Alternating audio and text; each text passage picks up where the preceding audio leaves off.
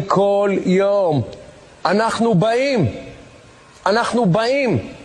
באים לעזה, אנחנו באים ללבנון, אנחנו נבוא לאיראן, אנחנו נבוא לכל מקום. תהיו בחשבון כמה אנחנו הולכים להרוג מכם וכמה אנחנו הולכים לבצע בכם על כל אחד מ-1,300 האנשים שרצחתם.